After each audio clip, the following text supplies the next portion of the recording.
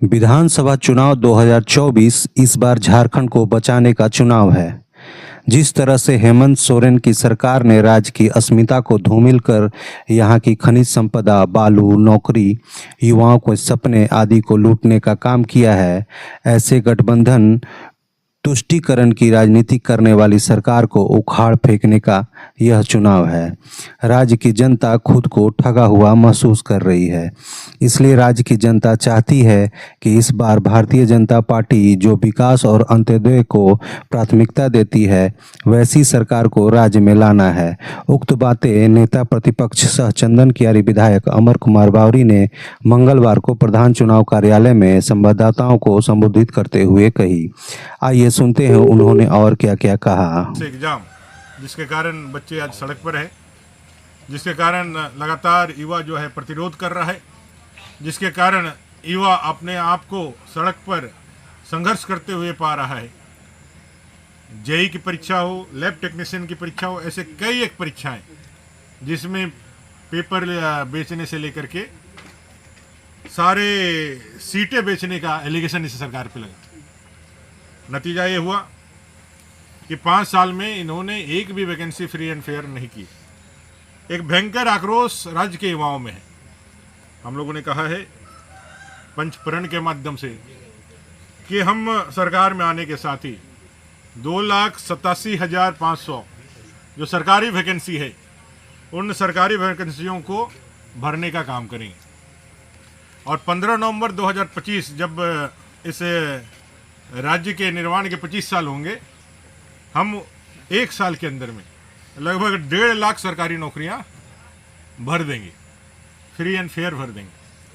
हर साल private sector में 1 लाख नौकरियों का सृजन करते हुए 5 साल में 5 लाख नई नौकरियों का सृजन हम करेंगे। कुल मिलाकर के हम जो है 5 सालों में 7,87,500 नौकरियों के साथ झारखंड को आगे बढ़ने का और झारखंड के युवाओं को आगे बढ़ने का सुअवसर प्रदान करेंगे। महिला सशक्तिकरण के लिए इस सरकार ने जब ये कहा था, इस सरकार ने कहा था कि हम सत्ता में आएंगे तो गरीब महिलाओं को, परिवारों को 72,000 सालाना देंगे, साथ ही साथ चूल्हा खर्च के रूप में 2,000 रुपया देंगे। बेटियों की शादी होगी, सोने का सिक्का देंगे। लेकिन 5 साल में इन्होंने एक भी वायदा अपना पूरा नहीं किया।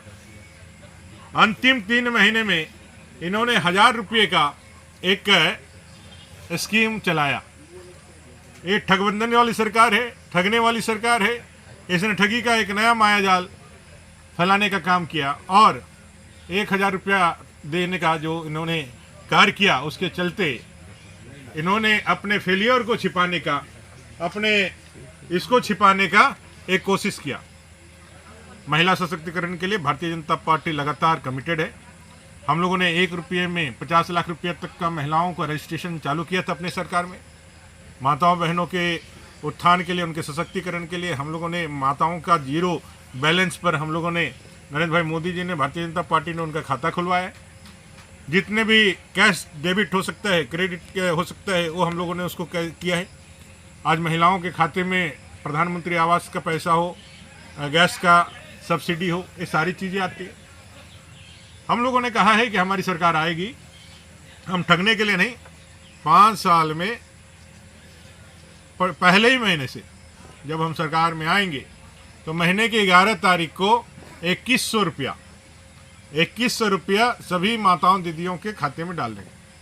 गोगो दीदी योजना का हम लोगों ने फॉर्म भरवाया और 60 लाख झारखंड में माताओं और बहनों ने इस गोगो दीदी योजना का फॉर्म भरवाने का काम किया।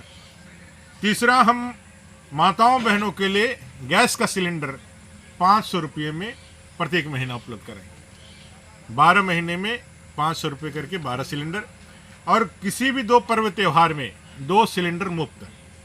इस तरह से महिलाओं दीदियों के लिए एक बड़ी योजना लेकर के हम लोग आए हैं।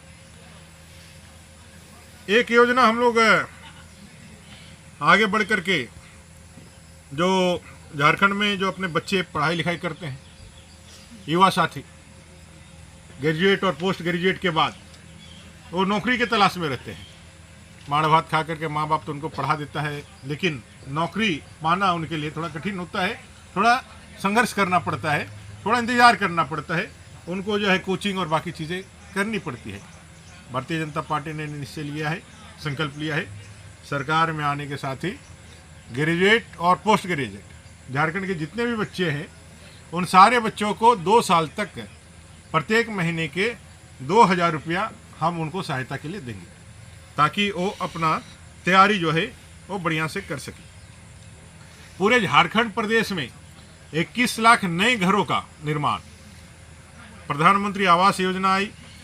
प्रधानमंत्री आवास योजना के साथ हम लोगों ने इस राज्य में और पूरे देश के अंदर गरीबों के लिए सर पर पक्का छत देना उपलब्ध कराना प्रारंभ किया। 2022 का लक्ष्य था कि सभी के सर पर पक्का छत दे दे, लेकिन राज्य की सरकार ने असहयोग का रास्ता चुना, जो पश्चिम बंगाल में होता है। असहयोग के रास्ता चुनने के कारण असुविधा ये हुई कि प्रधानमंत्री आवास का जो पैसा या प्रधानमंत्री आवास का जो चयन और जो सरकारी जो प्रक्रियाएं थी उसको इन्होंने बाधित कर दिया और अपना एक आवास योजना लेकर के आने का काम किया, जिसको अबो आवास, जो चुनाव के समय में उन्होंने वादे किया था कि हम 3 लाख रुपया आवास के लिए देंगे। आखिरी समय में उन्होंने ये आवास योजना लेकर के आई और इस आवास योजना में भी इतनी गड़बड़ियाँ कि मुखिया से ग्राम सभा कराने के बाद भी, वहाँ से प्रपोजल लेने के बाद भी उनका नहीं किया। राज्य की सरकार ने अपने तुष्टिकरण की राजनीति को और ज़्यादा प्रभावी बनाने के लिए अपने राज्य से उनका जो है सीरियल नंबर ला करके दे दिया। एक एक आवास जो है वो लगातार भ्रष्टाचार की भेंट चढ़ा।